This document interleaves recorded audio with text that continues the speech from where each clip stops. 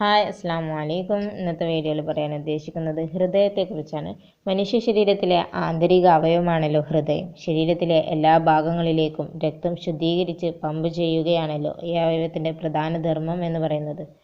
അതുകൊണ്ട് തന്നെ ഇന്നത്തെ വീഡിയോയിൽ ഹൃദയത്തെക്കുറിച്ചുള്ള കുറച്ച് ചോദ്യങ്ങളും അതിൻ്റെ ഉത്തരങ്ങളാണ് ഉൾപ്പെടുത്തിയിരിക്കുന്നത്. ഔരസാശയത്തിൽ മാറലിന് പിറകിലായി രണ്ട് ശ്വാസകോശങ്ങളുടെയും നടുവിൽ ഇടതുവശത്തേക്ക് അല്പം ചെരിഞ്ഞാണ് ഹൃദയം സ്ഥിതി ചെയ്യുന്നത്. ഒരാളുടെ ഹൃദയത്തിന് അയാളുടെ മുഷ്ടിയുടെ വലുപ്പമാണ് ഉണ്ടാകുക. ഹൃദയത്തെ ആവരണം ചെയ്ത് കാണപ്പെടുന്ന ഇരട്ട സ്തരമാണ് പെരികാർഡിയം. പെരികാർഡിയത്തിൽ നിറഞ്ഞിരിക്കുന്ന ദ്രവം പെരികാർഡിയൽ ദ്രവം. മനുഷ്യഹൃദയത്തിലെ അറകളുടെ എണ്ണം 4 വലത് ഏട്രിയം, ഇടത് ഏട്രിയം, വലത് വെൻട്രിക്കൽ, ഇടത് വെൻട്രിക്കൽ. ഹൃദയത്തിലെ മുകളിലത്തെ അറകൾ ഏട്രിയങ്ങൾ. ഹൃദയത്തിൻ്റെ താഴത്തെ അറകൾ വെൻട്രിക്കുകൾ. ഹൃദയത്തിലേക്ക് അശുദ്ധ രക്തം എത്തിക്കുന്ന കുഴലുകൾ സിരകൾ.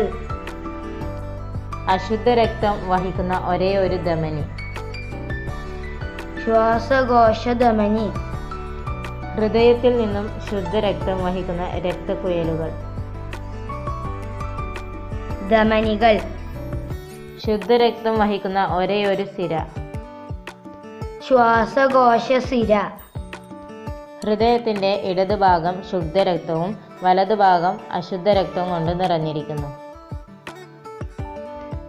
ഇടത് ഏട്രിയത്തിനെയും ഇടത് വെൻട്രിക്കിളിനെയും തമ്മിൽ വേർതിരിക്കുന്ന വാൾവ് ബൈക്കസ്പിഡ് വാൾവ്.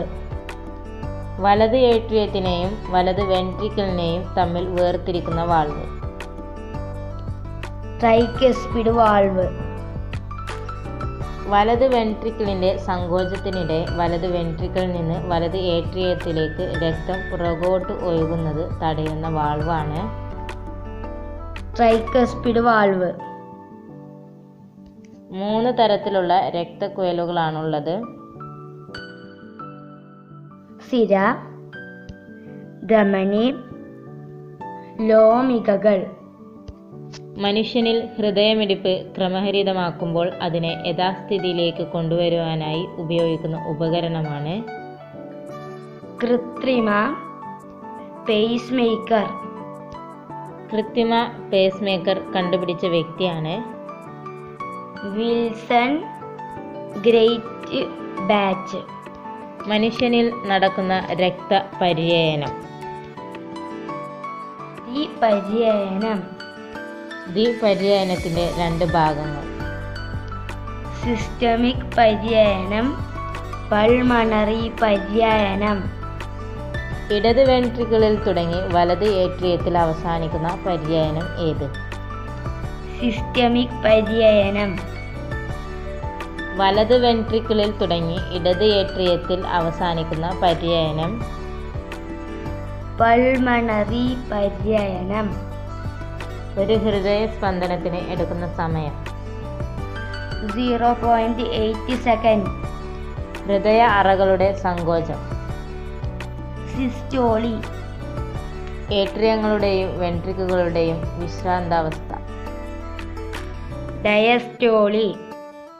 ഹൃദയത്തിൻ്റെ സ്പന്ദന നിരക്ക് മിനിറ്റിൽ 72 തവണ. ഹൃദയത്തിൻ്റെ സങ്കോചം വികാസങ്ങളുടെ ഫലമായി ഉണ്ടാകുന്ന തരംഗചലനം ധമനഭിത്തിയിൽ ഉടനീളം അനുഭവപ്പെടുന്നത് പൾസ്. പൾസ് നിരക്ക് ഹൃദയമിടിപ്പിൻ്റെ നിരക്കിന് ഡാഷ് ആയിരിക്കും. തുല്യമായിരിക്കും. പൾസ് അറിയാൻ പറ്റുന്ന ശരീരത്തിൻ്റെ വിവിധ ഭാഗങ്ങളാണ് കൈത്തണ്ട, നെറ്റിയുടെ ഇരുവശങ്ങൾ. ഹൃദയസ്പന്ദന നിരക്ക് അളക്കുവാൻ ഉപയോഗിക്കുന്ന ഉപകരണമാണ് സ്റ്റെതസ്കോപ്പ്. ഓരോ തവണയും ഹൃദയം സങ്കോചിക്കുമ്പോഴും ധമനികളിലേക്ക് പമ്പ് ചെയ്യപ്പെടുന്ന രക്തത്തിൻ്റെ അളവ് എത്ര? 70 മില്ലിലിറ്റർ. ഹൃദയം സങ്കോചിക്കുമ്പോൾ ധമനികളിലേക്ക് പമ്പ് ചെയ്യപ്പെടുന്ന അധിക രക്തം ധമനികളിൽ ഏൽപ്പിക്കുന്ന മർദ്ദം. Systolic pressure. സിസ്റ്റോളിക് പ്രഷറിന്റെ അളവ് എത്രയാണ്? 120. ഹൃദയം പൂർണ്ണമായി വികസിക്കുമ്പോൾ ധമനികളിൽ അനുഭവപ്പെടുന്ന കുറഞ്ഞ മർദ്ദം. Diastolic pressure. ഡയസ്റ്റോളിക് പ്രഷറിന്റെ അളവ് എത്രയാണ്? 80. സിസ്റ്റോളിക് പ്രഷറും ഡയസ്റ്റോളിക് പ്രഷറും ചേർന്നതാണ് ഒരാളുടെ ഡാഷ് പ്രസ്താവിക്കുന്നത്. രക്തസമ്മർദ്ദം. രക്തസമ്മർദ്ദം അളക്കാൻ ഉപയോഗിക്കുന്ന ഉപകരണമാണ്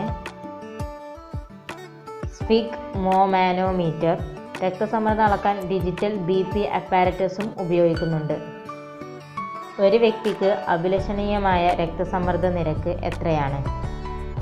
120 അല്ലെങ്കിൽ 80. രക്തസമ്മർദ്ദ നിരക്ക് കൂടുന്ന അവസ്ഥയെ പറയുന്ന പേരെന്ത്? Hyper tension.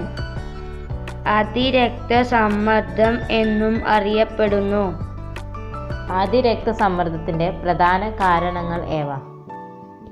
ഉപ്പിൻ്റെയും കൊഴുപ്പിൻ്റെയും അമിത ഉപയോഗം, പുകവലി, വ്യായാമത്തിൻ്റെ കുറവ്.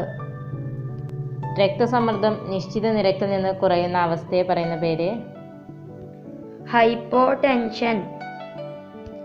ലോക ഹൃദയ ദിനം എന്നറിയപ്പെടുന്നത് എന്നാണ്? സെപ്റ്റംബർ 29.